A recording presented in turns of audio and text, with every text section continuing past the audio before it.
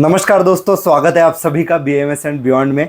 आज के इस वीडियो में हम संहिता अध्ययन और आपका जो सब्जेक्ट है उसका प्रैक्टिकल वाइवा, उसमें क्या इंपॉर्टेंट है, क्या आ सकता है, आपको किस तरह से उसकी प्रिपरेशन करनी है, इससे रिलेटेड मैं आपको गाइडेंस प्रोवाइड करूंगा।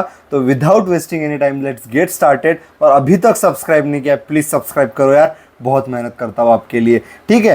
तो मुझे पता है आपके पास भी समय कम है, मेरे पास भी कम समय है। चलिए let's jump on our main topic, ठीक है। तो देखो, सबसे पहले हम डिस्ट्रीब्यूशन की बात करेंगे, जैसे कि पहले भी वीडियोस में हम बात करते आए हैं। आपका जैसे यहाँ पर प्रैक्टिकल क्या है, 100 मार्क्स का ही है ना। बाकी के सब्जेक्ट में जैसे कि रचना क्रिया में क्या होता था कि आपका थ्योरी 200 मार्क का होता था और प्रैक्टिकल 200 मार्क का होता था। लेकिन संहिता अध्ययन 1 आपका जो सब्जेक्ट है उसमें प्रैक्टिकल आपका 100 मार्क्स का है, थ्योरी भी आपको पता होगा एक ही पेपर होता है 100 मार्क्स का, इसलिए उसमें थोड़ा पासिंग थोड़ा सा डिफ़िकल्ट इसीलिए ही जाती है, ठीक है। तो प्रैक्टिकल जो हमारा 100 मार्क्स का है वो किस तरह से डिवाइडेड है ये मैं आपको बताता हूँ, ठीक है। तो वो इस तरह से डिवाइडेड है कि आपका जो प्रैक्टिकल 100 मार्क्स का है उसमें वाइवा सबसे ज़्यादा मैटर करता है। यही एक ऐसा इकलौता सब्जेक्ट है जिसमें सबसे ज़्यादा वेटेज, मतलब 75% वेटेज आपको वाइवा के लिए होता है। कैसे, मैं बताता हूँ। जो 100 मार्क्स का प्रैक्टिकल है उसमें 75 मार्क्स का सिर्फ वाइवा ही है, इस तरह से मैंने बोला कि 75%। अब वाइवा के साथ आपका इलेक्टिव 10 मार्क का है और इंटरनल असेसमेंट 15 मार्क्स का है। अगर आपको याद होगा बाकी के पेपर में इंटरनल असेसमेंट 30 मार्क्स का होता था, इसमें 15 मार्क्स का ही इंटरनल असेसमेंट है। तो यहाँ पर कोई स्पॉटिंग नहीं है, कोई वो वाली चीज़ें नहीं है, सीधा टेबल वाइवा आपका होता है। और इसमें मैं सबसे पहले आपको उसका किस तरह से वो ब्रेक डाउन होता है वो आपको मैं बता देता हूँ, ठीक है। तो यहाँ पर अगर हम देखें तो वाइवा हमारा कितने मार्क्स का होता है, 75 मार्क्स का। ए देखो यहाँ पर एनसीआईएसएम ने भी किस तरह से दे रखा है, A that is viva 75 marks, B that is internal assessment and C that is electives. अब एक एक करके अपन डिस्कस करते हैं, ठीक है। तो ए है वाइवा, अब ए में इतने सारे पॉइंट्स दे रखे हैं, फिर है बी और सी। तो ए में वाइवा 75 मार्क्स में पहला पॉइंट है viva on record book of yearly conducted non lecture activities.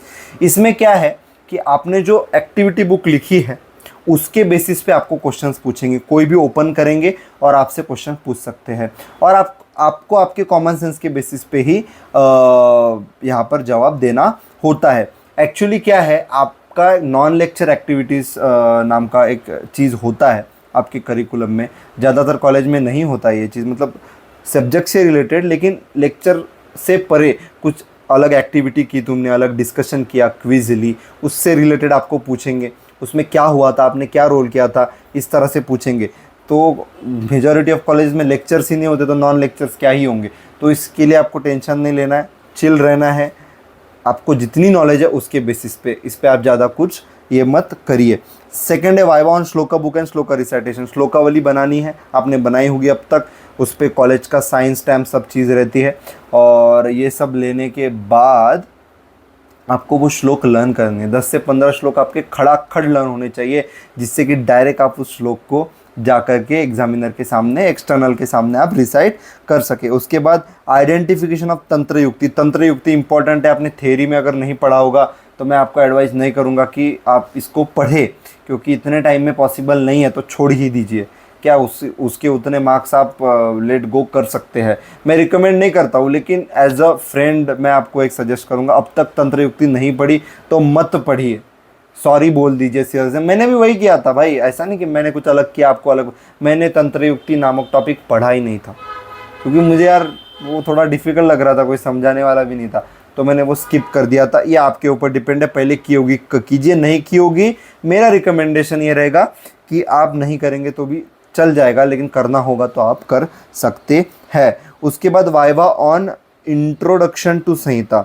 Introduction to Samhita में क्या आएगा, आपको जो आपने आयुर्वेद इतिहास में पढ़ा है बेसिकली वही चीज़ है, कुछ अलग नहीं होगा इसमें।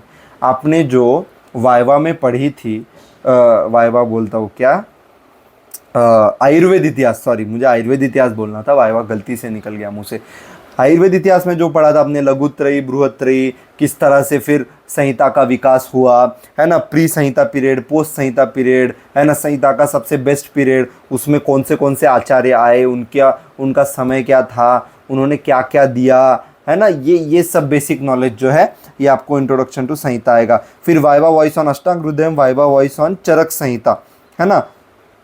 तो इसमें क्या होगा, अष्टांग हृदयम चरक संहिता के जितने भी चैप्टर्स है आपको वो आपको अच्छे से पढ़ने हैं। सबसे पहले तो आपको क्या करना है, एक शीट बना लेनी है और यहाँ पर ऊपर हेडिंग डालना है अष्टांग हृदयम, उसका चैप्टर 1 उसका नाम, चैप्टर 2 उसका नाम, ऐसे जितने भी आपके सिलेबस में है सारे चैप्टर के नाम लिख के रखिए। आपको डायरेक्ट पूछ सकते हैं कि अष्टांग हृदयम चैप्टर 6 में क्या बताया, बताओ, ऐसा पूछ सकते क्या बोला है, तो आपको बोलना है कि हाँ सर अष्टांग हृदयम 6 अध्याय इसका नाम ये है, मेरे हिसाब से 6th है अन्न स्वरूप विज्ञानीय, if I am wrong please correct me, Ashtanga Hridayam अध्याय 6, तो इसका नाम ये है सर, इसमें ये चीज़ें बताई है। मतलब एक क्या बोलते हैं, क्रक्स बोलते हैं ना, क्रक्स उसका, कि सर इसमें ये बताया गया है। जैसे दीर्घजीवित अध्याय में सर ये अध्याय में आयुर्वेद का बेसिक्स बताया है, बहुत सारी चीज़ें बताई है ना, एक इनकलकेट करने का क्वेश्चन किया है। जैसे षड्विरेचन शतस्थिति के बारे में पूछ लिया चरक संहिता के, तो आप ये बता सकते हैं कि सर इसमें पंचकषाय कल्पना बताए, पंचकषाय योनि बताए, वो हाईलाइट है ना, उसमें वो हाईलाइट है ना, वही चीज़ है, बाकी कोई दिक्कत नहीं है। इस तरह से आपको हर एक चैप्टर का नाम आना चाहिए, उस चैप्टर में क्या क्या दिया है बेसिक वो पहले करना है, और बाकी आपने थ्योरी के एग्ज़ाम के लिए जितना पढ़ा था वैसा बस आपको एक छोटा सा रिवीजन मार लेना है, उसको बहुत ज़्यादा उसमें टेंशन लेने की बात नहीं, डिटेल में जाने की बात नहीं, बस एक बार रिवीजन आप कर लेंगे, आपने अच्छे से पढ़ा होगा थ्योरी को, तो आपका प्रैक्टिकल भी अच्छा ही जाएगा। उसके बाद कम्युनिकेशन स्किल तो मैटर करती ही है, तो कम्युनिकेशन स्किल भी आपको अच्छी रखनी है, आपको कॉन्फिडेंस के साथ जाना है। वो रूल्स फिर से बता देता हूँ, अगर आप लड़की हो तो पोनीटेल हो, आपका जो भी है वो अच्छे से कीजिए, लड़के हो तो क्लीन शेव करके जाइए, खुद को प्रेजेंटेबल रखिए।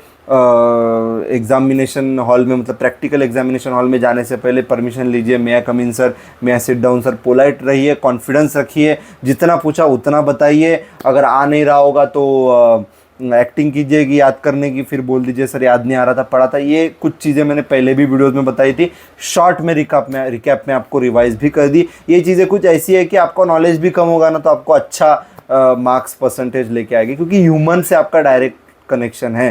थ्योरी में आपका कोई चेहरा नहीं देखने वाला, थ्योरी में आपका सिर्फ पेपर ही उस एग्जामिनर के सामने रहेगा, लेकिन प्रैक्टिकल एग्जाम में आप किस तरह से रहते हो, आप किस तरह से आपका प्रेजेंटेशन है, ये बहुत ज़्यादा मैटर करता है नॉलेज के साथ भी। तो इस चीज़ को आप याद रखिए। और इलेक्टिव्स तो है ही 10 मार्क के, और टोटल मार्क्स इसका 100 है। इस तरह से आपका प्रैक्टिकल एग्जामिनेशन होता है, इस तरह से आपको डील करना है। सबसे इजी प्रैक्टिकल एग्जामिनेशन किसी सब्जेक्ट का होगा तो वो है संहिता अध्ययन 1। हालांकि लाइटली नहीं लेना है, किसी भी चीज़ को जीवन में याद रखिएगा, किसी भी चीज़ को हल्के में नहीं लेना है, किसी भी चीज़ को लाइटली नहीं लेना है। उसको जितना रिस्पेक्ट, जितना टाइम, जितना एफर्ट मांगता है उतना देना ही है। बस इतना ही था आज का वीडियो। हमारे चारों सब्जेक्ट के हो गए, हमारा सिर्फ एक सब्जेक्ट बचा है। कौन सा सब्जेक्ट बता है? संस्कृत हमारा बचा है प्रैक्टिकल वाइवा का, तो उसका भी मैं गाइडेंस जल्द से जल्द लेके आऊँगा। तब तक के लिए पढ़ते रहिए और चैनल को सब्सक्राइब, लाइक, शेयर कीजिए। तब तक के लिए मिलते हैं नेक्स्ट वीडियो में। जय हिंद, वंदे मातरम।